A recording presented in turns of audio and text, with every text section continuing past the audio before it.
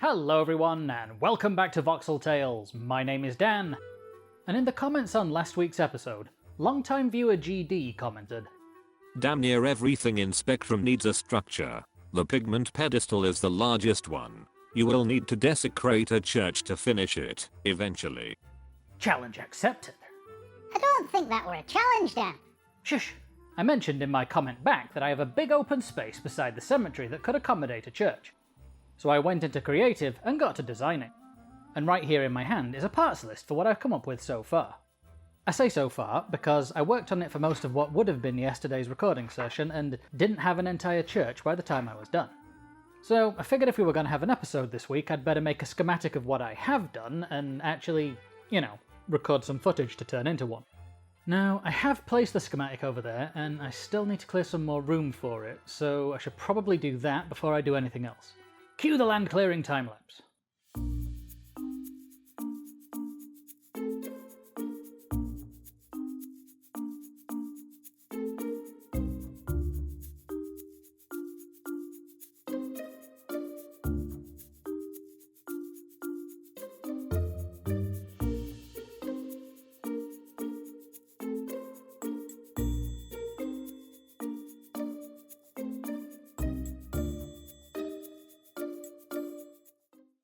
Okay, so I've started gathering bits for the build and already hit a snag.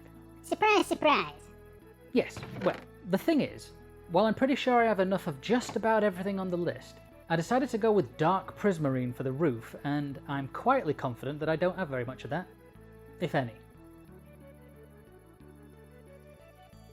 Yeah, see, I need like 15 stacks of it, and I've got 7 blocks. See, because one block cuts into one roof piece on the stone cutter. Well, we might as well have these bits for now. So, how do I make dark prismarine again? Black dye surrounded by prismarine shards. Which don't appear to be immediately craftable. Not without a ready source of prismarine to begin with, which I also don't have. Oh, here's something though. I can bulk haunt lapis into prismarine shards. And I could convert the bulk smelter into a bulk haunter easily enough. Okay, this has the potential to save me a lot of time. If I just take out the lava,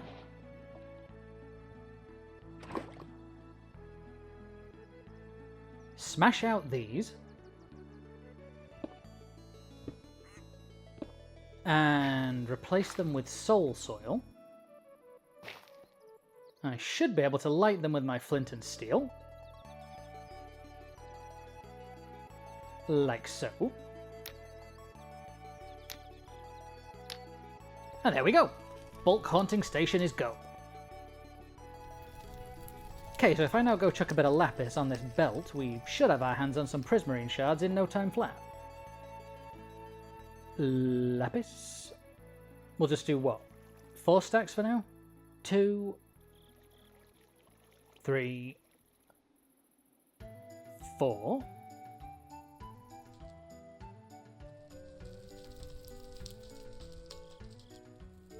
Okay, and now we wait.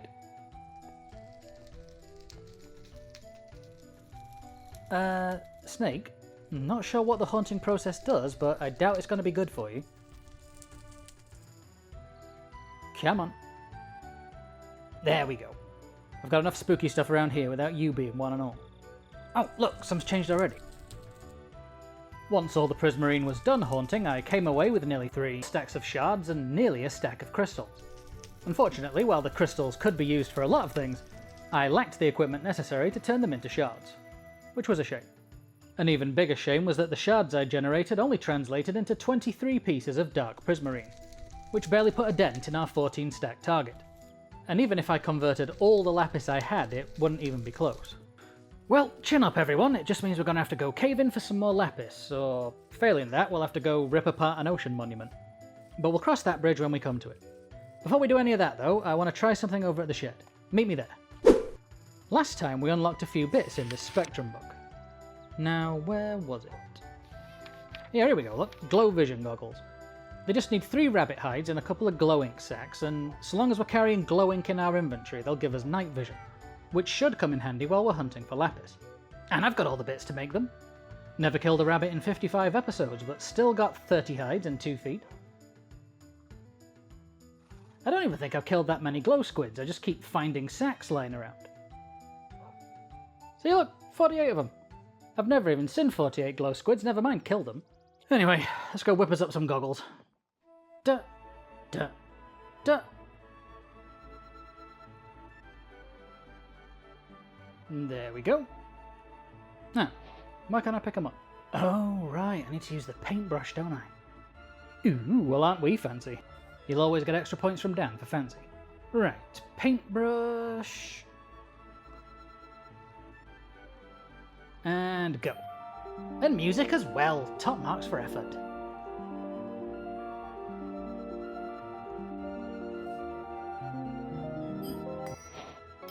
Looks like we've unlocked new stuff too.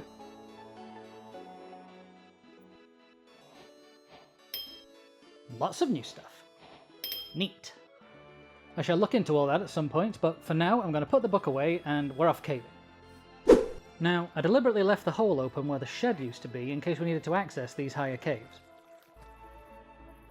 Oh, goggles working. Excellent. Right, let's go hunting. Oh? No, that's lead. Hello, what are you? Shimmerstone ore. You're new? Well, have you?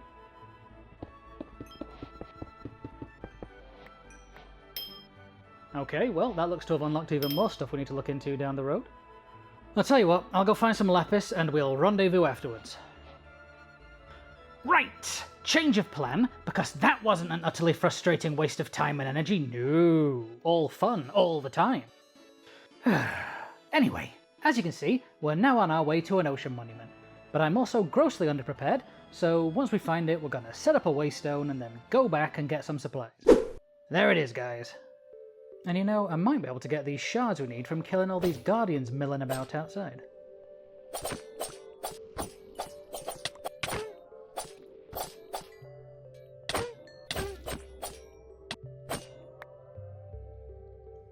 Alright, yeah, this isn't working. Let me set up a waystone then. One stripped dark oak platform and a waystone later. And I was back at the shed to make some water-breathing potions. After all, it doesn't matter how strong you are if you're suffocating. Science with Dan. So, step 1. Make awkward potion from water and nether wart. Step 2. Add pufferfish to make water-breathing potion. I've only got 2 pufferfish on hand, but that still means I can make 6 potions. Step 3. Add redstone dust to increase the potency of the potion and make it last 8 minutes instead of 3. Step 4. Repeat steps 1 to 3 until you have 6 8-minute potions for a total of 48 minutes of breathing underwater.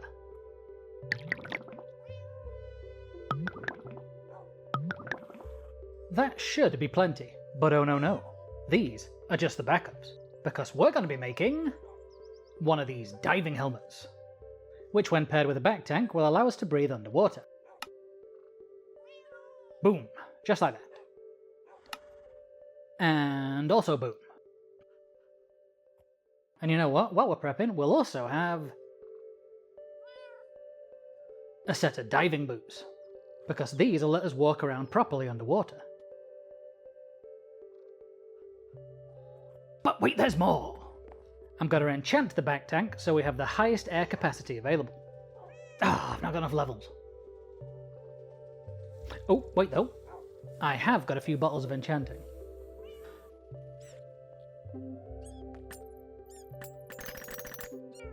Alright, fine. To the grind, Kevin.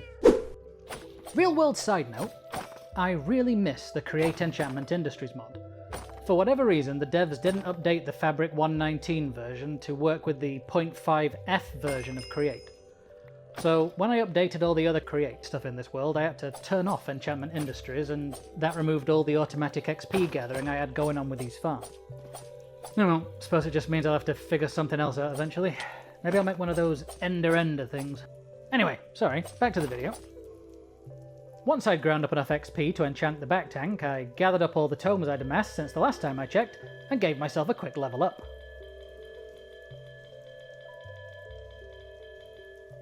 And for anybody that's keeping track, here's how our current stats are looking. Then it was back to the enchanting table to put capacity 3 onto our tank. And fire protection, apparently, which is always dead useful underwater. Right then, let's try this helmet on. Ooh, very fashionable. I bet this thing's doing wonders for my audio quality. One quick trip to the power station for air later, and it was time to raid the ocean monument. Alright, Kate, I hope you're waterproof. I am rated for depths of up to 150 meters. Good enough for me. I was met with heavy resistance before I'd even gotten inside the monument. Alert! Dan, you are taking heavy damage. Yeah, I noticed. They really don't want me here, do they? Once I did get inside, I knew I had to track down the 3 Elder Guardians and take them out if I actually wanted to mine any prismarine. Kate, scan for Elder Guardians. Something is blocking my sensors. The best I can give you is their approximate locations. Good enough. The monument's interior was a labyrinthine structure of prismarine and copper. Probably once quite beautiful, it had since fallen victim to the ravages of time and become overrun with visibility-stealing vegetation. Opulent and palatial in its design, made unnerving and oppressive as a tomb. Kate, what am I doing down here anyway? We all know I don't do well in situations I can't brute force my way out of. Apologies. I am not configured to provide a psychological analysis of your actions, Dan. That's probably for the best, actually. It took nearly half of the oxygen tank to locate the first Elder Guardian. Dan, I am detecting a large concentration of Guardians nearby. One is much larger than the others. Suspected Elder Guardian. Finally, I was starting to think there just weren't any. Elder Guardian confirmed. Yep, got it. Well, that's one down at least. The next one kinda snuck up on me. Dan, I am detecting an Elder Guardian. Yeah? Thanks for the heads up. I needn't have worried though, as we found the last one with like 9 minutes of airlift. Dan, based on recent data, the final Elder Guardian is likely close by. Alright, let's get this mining fatigue removed. Whoa, hello.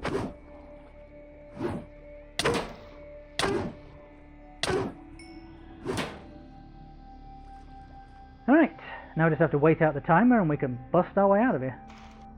So I did. Alright, we did it. Great job, Kate.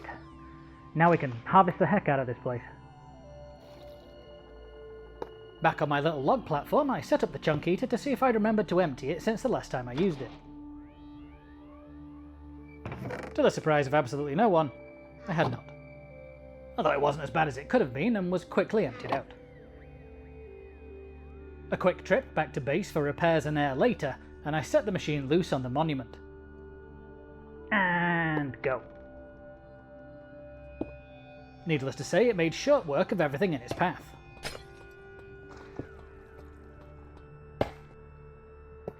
Twice. Right, let's see what these 2 runs got for us. Oh yes, loads of prismarine. Okay, let's get our inventory cleared and our proper armor back on while we're at it and get this thing emptied. Alright guys, I'm back in Podnik and now I have a ton of prismarine. I should have everything I need to get this church started.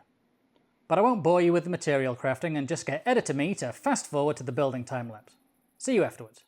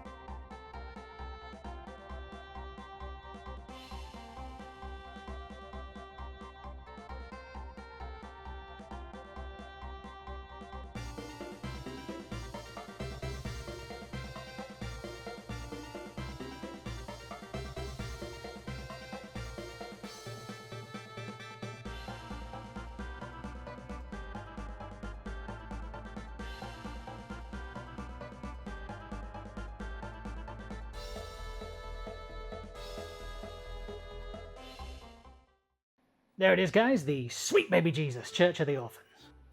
Tom's never gonna let you call it that. Nah. As you can probably tell, there's a heck of a lot of work still to do on it, but, you know, give it time. Obviously the schematic cannon had no idea what to do with these simple frames blocks. It's even used the wrong framed block, so hopefully that corrects itself. Yeah, done the same up there. Hang on, we fix.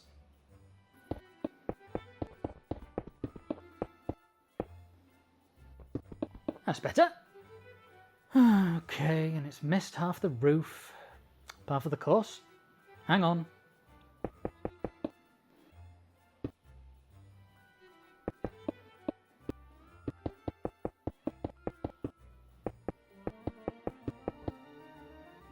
There.